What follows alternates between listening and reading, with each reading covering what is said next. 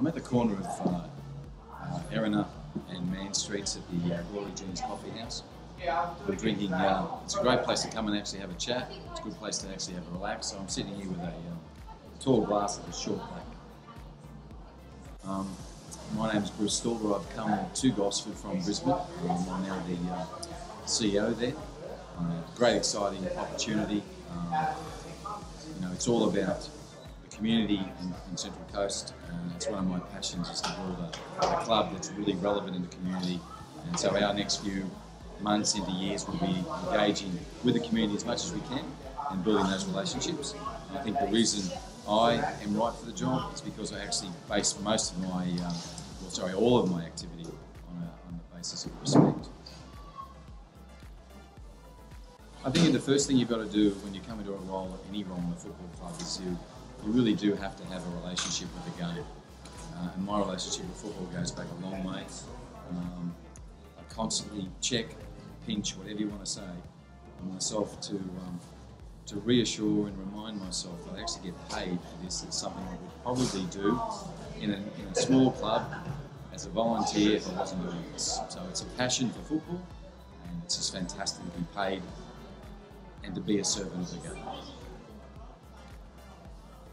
Life with the Mariners has been fantastic so far. My first game was on Saturday night against Newcastle Jets in the derby, and that was a great night for football and a great night for the club. I must have a nice win and send them back up the road with their tails between their legs. So the first 2 weeks have been a little bit of a roller coaster as you get to know and understand what goes on, but I can't say enough about how it all came together on Saturday night. It was great night. I come to Central Coast with 10 years experience at other clubs, one club in particular, Brisbane Roar, where I was part of a small team that started the club from picking a name right through, just recently left. And in those 10 years I learned three really important things that take time and patience. This doesn't happen overnight. Secondly, base everything you do on respect. Doesn't matter what relationship, what thing you're doing in business, that must be the basis.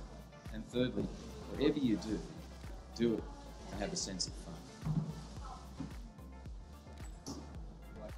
I've spent the last 2 weeks pretty much on a listening tour, and that'll continue for another 2 or 3 weeks. Again, out of respect, it's really important that I actually talk to people and get their views. And that includes people like Gloria, who are a commercial supporter of the club, right through to a member who may have been just a member for this year, or a member who may have been with the club for 10 years. The important point is there's lots of relationships with a football club, and they're all equally important. So it's important for me to go around and investigate those relationships, and if they need improving, improve them. Yeah, I did have a lot of experience before in, they call it events now, but it's basically operations and providing large public events, I suppose you call it, activities. And what the Mariners and the fans can expect at game day is that the club will focus on what makes us a human being. And by that I mean we've only got 5 senses, and we should make sure that each of them is involved in on match day. So it will be more sights, more sounds, more things to taste, more things to become part of, and an event day that has at its essence the fan and entertainment. I think that the areas the club can improve on is that it has a very, very solid community base. It has a very strong culture in the football team. So I think the first thing you need to do is acknowledge the successes, acknowledge what's good, make sure that you're putting things in place to continue that. But you also have to be honest. You have to be really realistic and say, okay, if they're good, what parts of the business isn't good? So I'm going through that process at the moment where I'm trying to learn what is good, what is not so good, but each of them are approached the same way. Dedication, respect, you listen, and then you act in concert with all of them. I was very honoured to have Mike actually offer the job. I've considered it for some time. Brisbane Roar is a very successful club. There are offers coming in for staff and players all the time, but we're also very conscious that if we ever make the break from the club, it better be for the right reasons. So Central Coast Mariners and Mike Charles will give me plenty of good reasons why to take up the offer. It's not necessarily about how long or how short you do this, it's really about doing it properly. And so to do anything properly, you need to understand it. Once you understand it, you need to include everybody who's involved in that. So all stakeholders get involved. And when you get some sort of collegiate or common ground on it, then you move forward and act. So from the point of view of Mike, I have clear KPIs, but in generally they are the following four things, and they should be for every club. This club needs to be sustainable. So the business model must, each and every day, work towards making sure it's here for 100 years. The second thing is we're in the entertainment business. That's a fact. We moved from sport to entertainment 10 years ago when we set the A-League up. So we need to get the entertainment side of the business right. Thirdly, we're a community-based club, more so than any other in the A-League. So we need to re-engage and make sure that those relationships are not taken for granted in the community. It takes hard work. And the last thing is we need to grow. And to do that, growth comes through leadership. So me, John Hutchinson, Phil Moss, anybody in leadership roles in the club has a clear duty to lead people to a better place. I wish I'd seen some of it. I've been pretty much locked in air-conditioned rooms, moving between meetings.